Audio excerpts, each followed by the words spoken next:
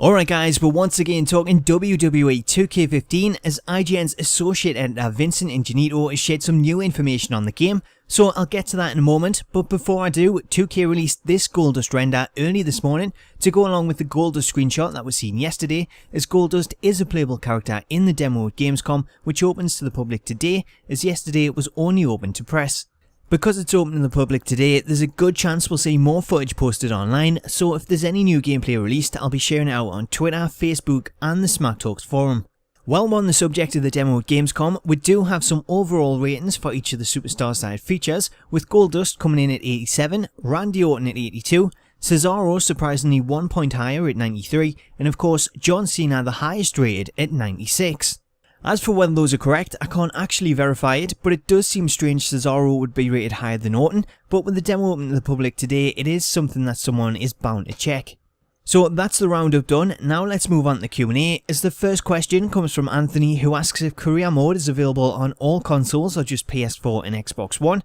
to which Vincent confirms that my career is exclusive to current gen consoles, with current gen being PS4 and Xbox One.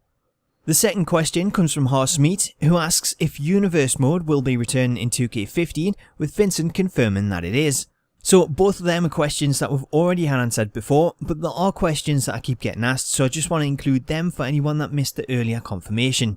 Up next, YG asks if 2K have said anything about having real life arenas in 2K15 just like they do in the NBA series, with Vincent saying that he'd asked 2K the question, but they haven't gone that far this year. From the sound of it, maybe it's something that we could see next year or beyond, as it would be cool to finally get a true Madison Square Garden style arena, so maybe that's something we'll see in 2K16. Chris Crane asks a question that a lot of people have been wondering next, as he asks if the graphics are even a little bit better on PlayStation 3, to which Vincent replies, not 100% sure I should be saying this, but I think you'll be pretty happy with how 2K15 on last gen looks versus 2K14.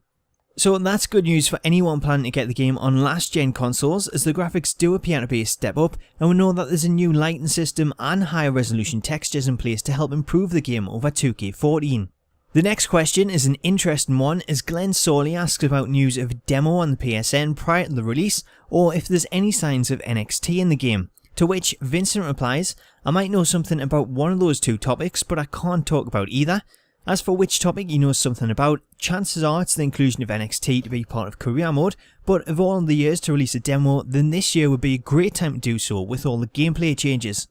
Chris Crane has another question next, and he asks if the finishers have been changed to look more realistic, such as Kofi's Trouble in Paradise, with the answer given that although he's only seen a few wrestlers, Orton's RKO does look great. On the subject of the RKO, Hayden Fox asked if it's one or two-handed, with the confirmation coming that it is two-handed.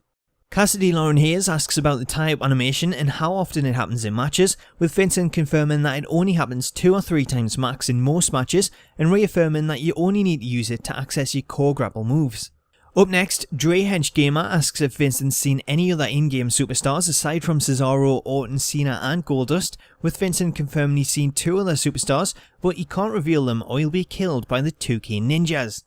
With the roster reveal taking place this Saturday, we won't have to wait long to find out which other superstars he's seen, and hopefully we'll also see some in-game models, as IGN will be live streaming the roster reveal from 10 AM PT on Saturday, which I think is 6 PM here in the UK, but I'll put a link to a time converter in the video description so you can find out what time it takes place where you live. Getting back to the chain grapple, Unfrozen Caveman Gamer asks what happens at the end of the grapple if you do everything right. Vincent answers, the point is to maintain a dominance so you can strike or wrench. Once you've scored damage 3 times, the lockup ends. There's also a follow-up question to this asking if the minigame can be turned off, but although it's not answered, it is revealed that 2 equally skilled players can go back and forth for some time. Based off those answers, we now know that if you complete it and score damage 3 times, that'll end the lockups and we'll have access to regular moves, but if both players keep winning minigames alternately, then we should see them transition between holds on each other until someone ultimately gains the advantage. Staying with the lockup, Bobby Roode questions what happens if both players press the same button during the minigame, and get an answer that the players would choose again if they chose the same the first time around, then if it happened a second time they would break the hold as though neither of them could outdo each other. The final question comes from Hayden Fox, as he wants to know what the showcase mode is like, with Vincent confirming it is very similar to 30 years of Wrestlemania, and that's a good thing in his eyes, which is something I agree with, as I really like the way that mode was set out. So that is all information out of the Q&A. Let me know your thoughts on it and the demo ratings in the comments, and I'll be back later on with some more news. Until then, I'll catch you later.